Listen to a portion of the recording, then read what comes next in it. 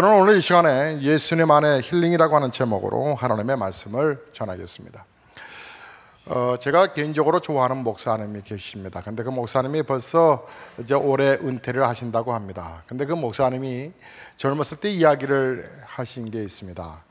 사모님과 결혼 생활 속에서 순탄치 않았다고 합니다. 늘 갈등 속에서 목사님과 사모님이 보이지 않는 이 갈등이 있었는데 그 갈등을 이길 수 있는 한 가지 그 부분이 있었다고 그래요. 그것은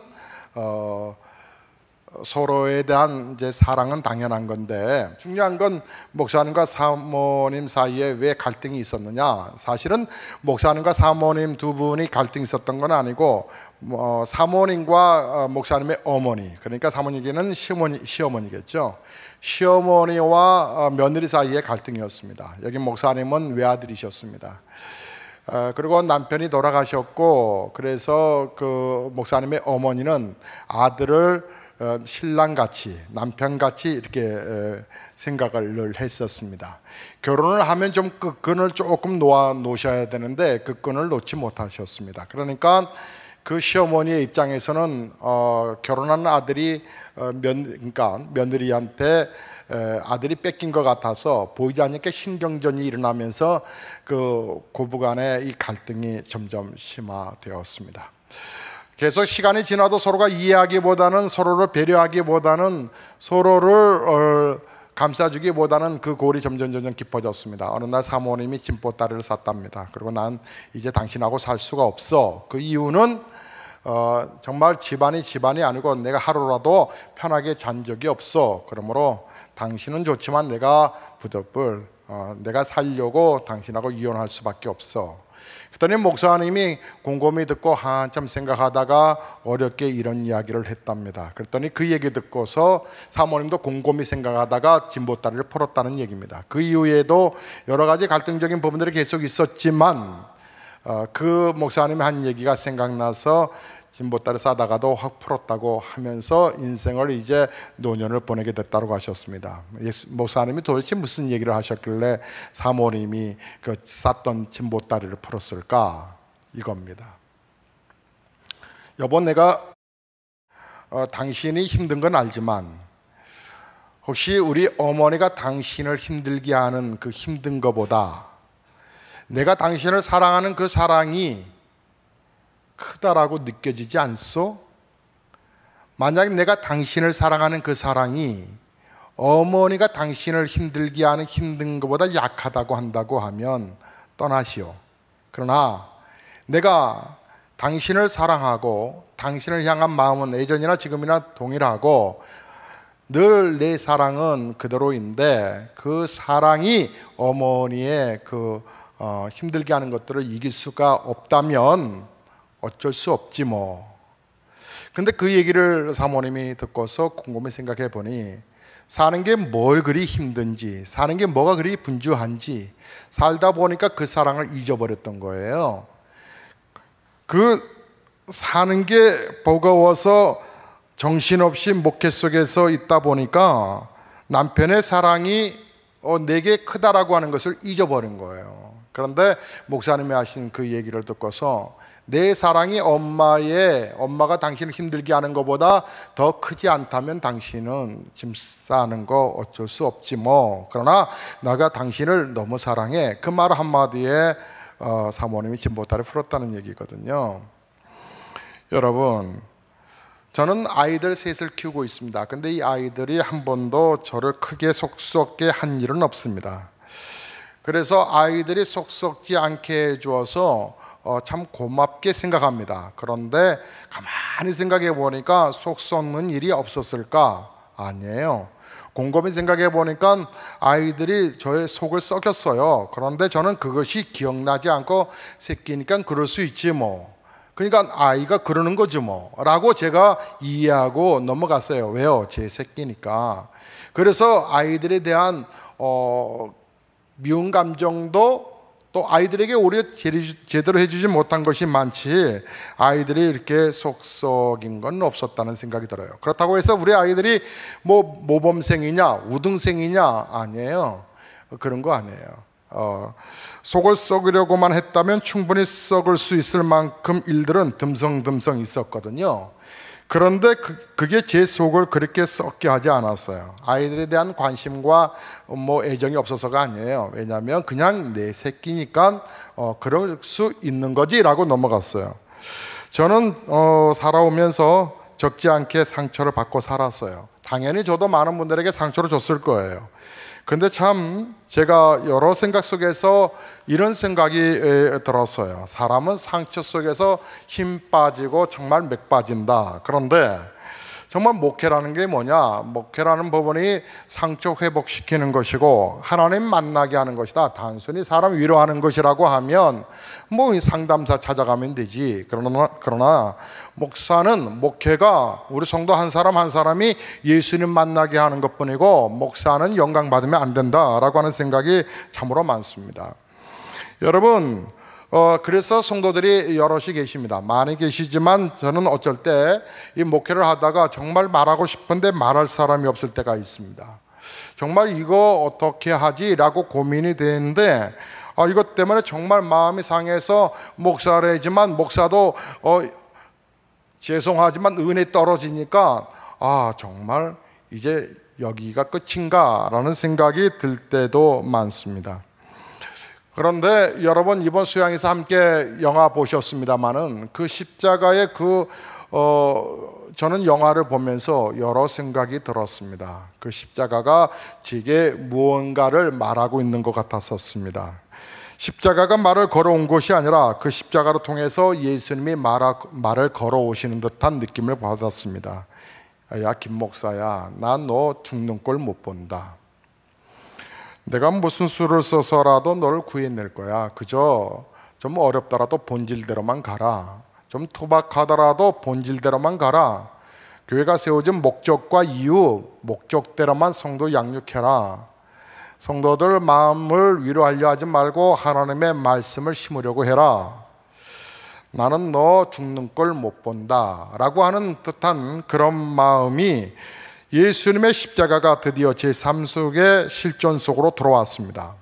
저는 여러분에게, 특별히 우리 아이들에게, 또 주일학교 아이들에게 설교할 때마다 가르쳐주는 말씀이, 또 줄교하는 말씀이 요한복음 3장 16절입니다.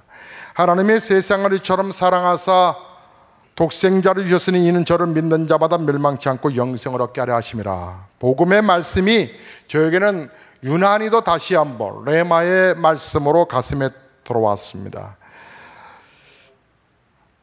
여러분, 오늘 하나님의 사랑이, 예수님의 그 사랑이 여러분을 덮고 있는데 여러분이 당하고 있는 어려움들, 그 어려움들을 예수님의 사랑을 생각하셔서 예수님의 사랑이 확신하다면 여러분이 당하고 있는 어려움들, 그 어려움이 어려움으로 우리 하나님께서 그냥 내버려 두시겠습니까? 여러분이 하나님을 향한 사랑을 확신한다면 여러분이 당하는 그 고난 속에서 우리 하나님이 함께 여러분의 삶을 지켜보실 거라는 생각이 들지 않습니까? 저는 아침부터 어제 종일 이 말씀 앞에 묵상하고 있었습니다. 이 말씀 때문에 그 어디도 다니고 싶지 않았습니다. 이 말씀 때문에 어제 다른 거에 집중하고 싶지 않았습니다. 하나님의 이 사랑을 여러분에게 전해주고 싶었습니다. 하나님이 여러분을 향한 그 사랑 말입니다. 그래서 우리는 그 사랑을 알고 있기 때문에 그 자리에서 털고 일어날 수 있는 거 아닐까요?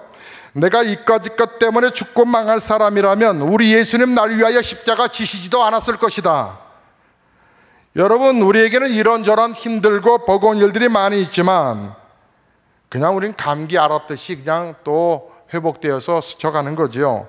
상처도 흔적도 남기지 아니하고 지나갈 수 있는 이유가 뭡니까? 하나님의 크신 사랑 때문이 아닐까요?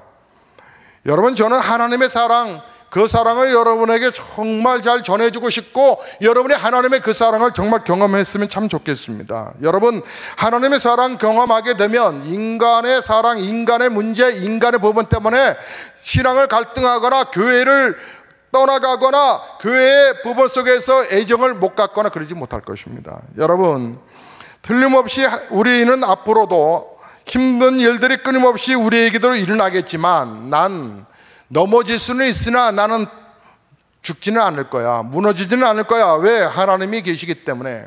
여러분, 예수님은 사람이 되신 하나님이십니다. 하나님이 사람이 되신 것은 우리 때문에 그렇습니다. 우리를 떠나서는 사실 수 없으셔서 하나님을 떠난 우리와 함께 사시려고 하늘의 영광 보좌를 버리시고 우리 구주 예수 그리스도께서 인간의 몸을 입고 오셨습니다. 그러면서 우리에게 너는 양이지 나는 목자야. 너의 부족함을 내가 채워주려고 너의 목자가 된 거야. 여호와는 나의 목자, 내게 부족함이 없으리로다. 오늘 본문의 말씀이에요. 결론은 내가 너를 부족함이 없게 하려고 인간의 몸을 입고 이 땅에 온 거야. 우리를 떠나서는 사실 수 없으셔서 하나님을 떠난 우리를 오히려 우리와 교제하게 나누기를 원하셔서 하나님이 인간의 몸을 입고 이 땅에 오셨다는 사실 아십니까? 그 사랑 말이에요. 여러분, 여러분 가정에서 강아지 키우시는 분 한번 손 한번 들어보실래요? 강아지 키우시는 분, 예, 강아지. 예, 마당에서 키우는 거 말고 방 안에서 키우는 강아지, 손 들어보십시오. 예, 강아지 너무 귀엽지요, 귀엽지요. 근데 저도 강아지를 키우고 싶은데 딸아이가 강아지 사달라고 이렇게 종종 되는데 강아지를 살 수 없는 이유는 강아지를 살려면 아빠를 팔아라. 그 이유는 저는 알러지가 있기 때문에 그렇습니다. 이 알러지 때문에 이 강아지 키우면 온몸에 두드러기 와닿아버려서 재치기가 멈추지 않습니다. 그래서 강아지를 마당에서 키우는 거야 괜찮겠지만 정말 개인적으로 개는 좋아하는데 키울 수가 없습니다. 저는 그래서 그런지 개를 사랑해서 그런지 개고기도 못 먹습니다. 보신용으로 먹으면 괜찮다, 수술하고 드시니까 기력이 회복되더라. 뭐 처음에서 나온 얘기들이니까 그 말은 틀린 말은 아닐 테니까 남성들 보신용 개 좋아하시는데 저는 개고기 먹자 그러면 참 버겁습니다. 근데 그 자리가 가야 될 자리여서 어쩔 수 없이 참석할 때는 간혹 있지만 제가 개고기 먹고 싶어서 그 자리에 참석하지는 않습니다. 근데 여러분 강아지 있지 않습니까? 이 강아지 우리나라 국민소득이 늘어서인지 애완용 개를 키우는 집들이 참 많은데 이 무더위에 말이에요. 옷 하나 이게 더 하나 좀 두꺼운 거 입어도 막 버거운데 강아지를 끌어안고 거리를 지나가는 사람들 보셨습니까? 내 몸 하나도 몸뚱이도 더워 죽겠는데 강아지를 끌어안고 지나가는 분들을 종종 보게 됩니다. 그 강아지에게 뭐라 하냐면 엄마가 이렇게 해줄게, 엄마가, 또 남성들은 아빠가. 혹시 김지사님도 그러십니까? 아빠가 이렇게 하십니까? 강아지한테? 그 말을 안 합니까? 예, 덜 사랑하시는 겁니다. 정말 사랑하는 분들은 개들을 막 엄마 해줄게, 아빠가 해줄게 하면서 겨울에는 이 유모차에서 혹시라도 이 개가 얼어 죽을까봐 그런지 비닐하우스 같이 이렇게 칩니다. 그리고 개를 너무 소중하게 그렇게 귀하게 여기지요. 그런데 말입니다. 개애미가 되고 개애비가 되기도 하고 개 부모라고 주위에서 말해도 상처받지 않는 이유는 개를 좋아하기 때문에, 그래서 개애비라고 개애미라고 소리 들어도 기분 나쁘지 않은데, 그런데 그럼에도 불구하고 분명한 한계가 있습니다. 그것은 저뿐만 아니라 저보다 훨씬 개를 더 좋아하는 사람들도 마찬가지일 겁니다. 그것은 개애비는 될 수 있어도 개새끼는 될 수 없다는 겁니다. 뭔 말이냐고요? 개를 사람 취급하는 것은 용납이 되어도 사람이 개 취급당하는 건 용납을 못하겠다라고 하는 겁니다. 여러분, 하나님이 사람이 되셨다라고 하는 것은 우리가 개가 됐다라고 하는 얘기보다 훨씬 더 낮아지시는 것입니다. 그런데 예수님이 우리와 함께 계시기 위해서 이 땅에 오셨다는 거예요. 뭐 때문에요? 우리를 사랑한다고 하는 것 때문에. 예수님의 다른 이름은 임마누엘입니다. 임마누엘의 뜻은 하나님이 우리와 항상 함께 계신다라고 하는 뜻입니다. 사람이 되어 우리와 늘 함께 계시기를 원하셔서 하나님이 임마누엘, 이 땅에 오신 하나님, 그분이 바로 예수 그리스도이십니다. 그분이 바로 우리 삶의 목자이십니다. 그뿐만이 아닙니다. 우리를 사랑하셔서 사람이 되신 하나님이 사람의 손에 붙잡혀서 십자가에 달려 돌아가셨습니다. 세상에 사람에 붙잡혀서 하나님이 신이 하나님이 사람에게 붙잡혀서 사람을 위하여 십자가에서 죽으셨다라고 하는 부분을 여러분 쉽게 받아들일 수 있겠습니까? 예수님이 사람이 되시고 사람이 되실 뿐만 아니라 십자가에 달려 돌아가신 이유 단 하나, 우리를 구원하시기 위하셨어. 하나님이 세상을 이처럼 사랑했기 때문에 우리 인간은 죄로 말미암아 사망에 이르게 되었습니다. 그 사망에서 벗어나 구원을 얻으려면 그러므로 죄의 문제를 해결하셔야만 합니다. 죄의 문제는 용서를 통해서 해결되는 것입니다. 그것을 우리는 죄사함 또는 속죄라고 부릅니다. 그런데 용서는 사랑이 있을 때만 가능합니다. 사랑이 있을 때만 용서가 가능합니다. 제자 가운데 베드로가 하는 제자가 예수님께 와서, 예수님 제가 저 사람을 7번이나 용서를 했습니다. 이렇게 자랑할 때 우리 예수님께서 7번에 70번씩이라도 용서해라 이렇게 말씀하셨습니다. 7번씩 70번, 70번씩 7번, 여러분 490번 용서하라, 이게 가능할까요? 이거 성경 너무 엉뚱한 거 아닙니까? 우리에게 너무 무리하게 얘기하시는 거 아닐까요? 어떻게 우리가 그렇게 용서할 수 있겠습니까? 근데 저는 곰곰이 생각하다가 아하, 딱 한 가지는 용서가 되겠다 생각했습니다. 그 딱 한 가지가 어딜까요? 자식입니다. 자식은 490번 이상이라도 용서가 됩니다. 왜요? 내 새끼니까. 가능합니다. 다른 건 다 용서 못하지만 새끼만은 용서할 수 있습니다. 다른 사람이 다 손가락질을 하여도 나는 손가락질 하지 않는 게 자식에 대한 사랑입니다. 얼만큼 사랑하는가가 어디까지나 용서하는가가 결정됩니다. 교회를 얼만큼 사랑하는가가 얼만큼의 헌신이 따라오게 것은 당연한 것입니다. 큰 사랑이 큰 용서를 가능하게 하고 큰 사랑이 큰 헌신을 가능하게 만드는 것입니다. 여기에 십자가의 비밀이 있습니다. 십자가의 사랑이 바로 사랑입니다. 그래서 성경은 예수님의 십자가를 하나님의 세상을 이처럼 사랑하사라고 풀었습니다. 이처럼이라고 하는 십자가를 말씀하고 있는 겁니다. 하나님은 그보다 더 큰 사랑이 없는 사랑, 최대의 사랑으로 우리를 사랑하셨습니다. 그것이 십자가의 사랑입니다. 그러면 그 십자가 앞엔 용서받지 못할 죄인이 없습니다. 누구든지 또 그가 어떤 죄를 지었든지 간에 진심으로 그가 회개하고 뉘우친다면 그는 그의 죄가 흰눈같이 양털같이 휘어지고 깨끗해질 것입니다. 십자가에 나타난 하나님의 사랑 앞엔 죄뿐만 아니라 그 밖에 모든 것들도 다 힘을 발휘하지 못합니다. 여러분 로마서 8장 34절에서 39절의 말씀 기억나시죠? 누가 우리를 그또의 사랑에서 끊으리요? 환난이나 공고나 박해나 기근이나 적신이나 위험이나 칼이랴 기록된 바 우리가 종일 주를 위하여 죽음을 당하게 되며 도살할 양같이 여김을 받았나이다 함과 같으니라. 그러나 이 모든 일에 우리를 사랑하시는 그 사랑으로 말미암아 우리가 넉넉히 이기느니라. 내가 확신하노니 사망이나 생명이나 천사들이나 권세자들이나 현재일이나 장래일이나 능력이나 높음이나 기쁨이나 다른 어떤 피조물이라도 우리를 향한 하나님의 사랑에서 결단코 끊을 수 없으리라. 어떤 피조물이라도 우리를 우리 주 그리스도 예수 안에 있는 하나님의 사랑에서 끊을 수 없다라고 바울은 고백합니다. 십자가에 나타난 하나님의 사랑을 이길 고난은 세상에 없습니다. 십자가에 나타난 하나님의 사랑을 이길 그 어떤 환난도 이 세상엔 없습니다. 십자가에 나타난 하나님의 사랑을 이길 그런 박해도 세상에 없습니다. 십자가에 나타난 그 놀라운 그 사랑을 이길 가난도 이 세상엔 없습니다.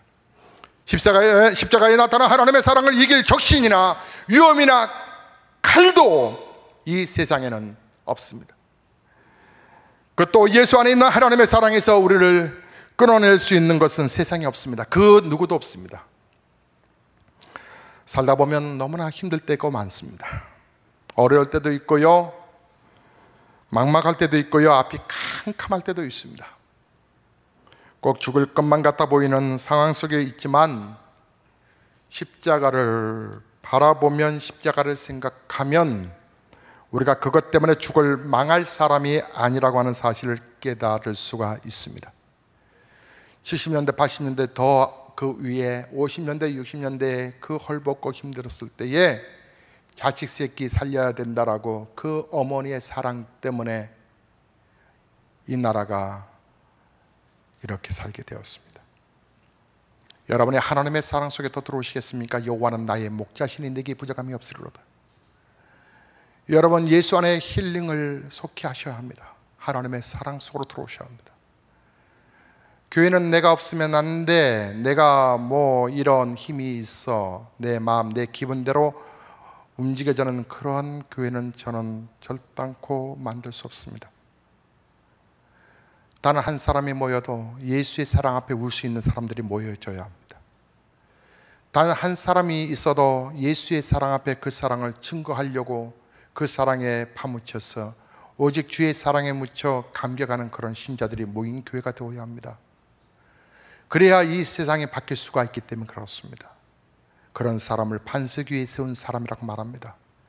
비바람 거쳐 불어올 때에 그 비바람 속에서 든든하게 세울 수 있는 집을 질 수 있는 사람은 하나님의 사랑에 파묻힌 자들입니다. 세상은 참 힘들고 만만치 않습니다.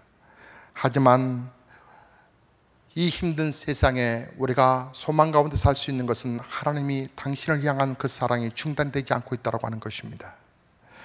부부가 함께 사는 것이 힘들어 그만 살겠다라고 보따리 싸맬 때에 비장한 각오를 했지만 그러나 사랑이 그 보따리를 풀게 한 것처럼 우리 이 세상에서 말도 못할 고난, 감당 못할 환난, 어떻게 이겨낼 수 없는 박해, 아무리 애를 써도 벗어지지 않는 지독한 가난과 헐벗음, 늘 우리를 불안하게 떨게 할 수밖에 없는 위험들, 그리고 남북의 미사일로 향한 불안한 전쟁의 소식들.